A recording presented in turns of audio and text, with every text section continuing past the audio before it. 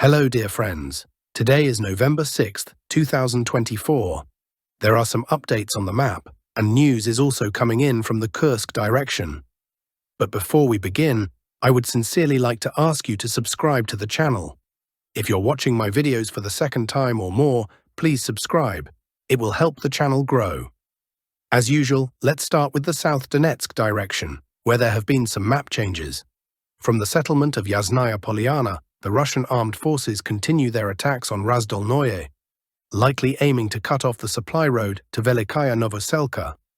Currently, it is known that after securing the settlement, Russian troops are expanding their control westward from Yasnaya Polyana. Now, regarding the settlement of Maximovka, here, Russian forces have consolidated their positions and are extending their control northward. Yesterday, we discussed reports indicating a Russian military plan to advance on the settlement of Suki Yali. Today, reports have emerged that the Russian armed forces attempted an assault on the settlement. However, no information about the results achieved in Razdolnoye and Suki Yali is available yet.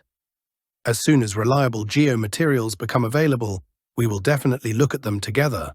Judging by the vector of the Russian armed forces' movements, we may hear about an attack on the settlement of Razliv in the coming days. Let's continue on the map to the settlements of Trudovoye and Uspanovka, where the following information is coming in. The Ukrainian armed forces attempted an attack on Trudovoye to push out Russian forces. However, during the assault, Ukrainian forces suffered losses and were forced to retreat. Meanwhile, Russian troops are continuing to press on Uspanovka, making slight gains. Between the settlements of Bogoyavlenka and Maximovka, the Russian armed forces aligned the front line and took control of this area. Geomaterial from this point confirms the presence of Russian troops. Based on this data, updates are being made to the map of military activities. Additionally, east of Bogoyavlenka, Russian forces have cleared all strongholds. We await geo-confirmations to update the map. It can be assumed that this pocket is already under Russian control. If this is indeed the case, there is a forested area called Lesnaya Dacha, which could be used to reach the western outskirts of Yelizavetovka, thereby cutting off supply routes and surrounding the settlement. As for the settlement of Antonovka, the following information has been received. The Russian armed forces now control more than half of the settlement's territory, with clearing operations ongoing in the remaining parts. On this segment of the front, that's the main update. Let's proceed further on the map to the Kurakovo direction. Today, Russian forces launched an assault on Kurakovo using armored vehicles. The vehicles were destroyed by Ukrainian forces, but the Russian infantry managed to disembark and secure positions in the eastern part of the settlement.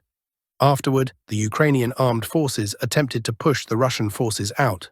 No information on whether they succeeded has been received yet, but I'll update you as soon as it arrives. Moving a bit further on the map to the settlement of Stepanovka. This morning, geo-confirmed reports indicate that the settlement has completely fallen under Russian control. We can also note that Volchenko is under Russian control as well. Geomaterial from this location shows the Russian armed forces raising their flag on a residential building in the western part of Volchenko, confirming a solid hold over the settlement. Further reports indicate that Russian forces are fighting for Ilinka and attacking the settlement of Berestki. We can expect many map updates in this area this week. There are also reports from the settlement of Kremenaya Balka, with information from both Ukrainian and Russian sources. The Russian armed forces have made significant advances in Kremenaya Balka, with battles ongoing for the settlement of Voznesenka. Meanwhile, Ukrainian forces are reportedly retreating from Novoselidovka along the railway line, which leads to Berestki. Let's move to the Pokrovsk direction, near Selidovo. After securing the settlement of Novoalexievka, Russian forces are expanding their control, with fighting ongoing in both the southern and northern parts of the settlement. Russian forces are also expanding their control near Vishnevoy, with an assault underway on Petrovka. Geomaterial from here confirms the presence of Russian forces, suggesting that Grigorovka may be partially under Russian control. Another geomaterial came from the northern part of Petrovka, showing Russian forces destroying a Ukrainian M113 armored personnel carrier as it retreated. In general, that's the situation in this direction. Continuing on the map to Toretsk, There, the situation is very tense. Russian forces have managed to make slight advances and gain control over several buildings. I remind you that intense combat is ongoing here, with battles being fought for every single building. The Ukrainian armed forces are bringing in reinforcements daily, with many highly trained and motivated fighters. No map updates are available here yet, so we continue to monitor the situation. Now moving to the Sever direction, interesting information has come in from the settlement of Serebryanka, over which the Russian Ministry of Defense recently claimed control. However, Ukrainian forces have raised their flag there, disputing Russian claims. The map has long indicated this settlement as under Ukrainian control, and today this has been confirmed. Moving to the Lyman direction, fighting is ongoing for the settlement of Terny. Geomaterial from this point shows advanced positions of the Russian armed forces, with battles currently taking place in the central part of the settlement. Given the current pace, the settlement will likely come under Russian control by the end of the week. That's the general situation on this front.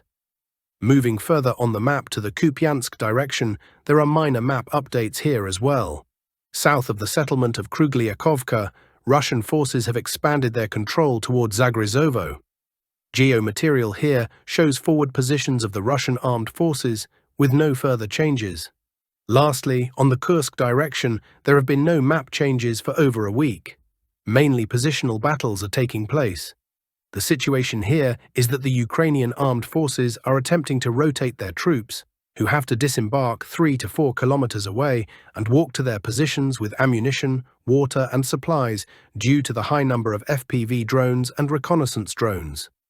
Meanwhile, the Ukrainian armed forces are gathering reserves for a push towards Kursk, possibly targeting the nuclear power plant in Kurchatov.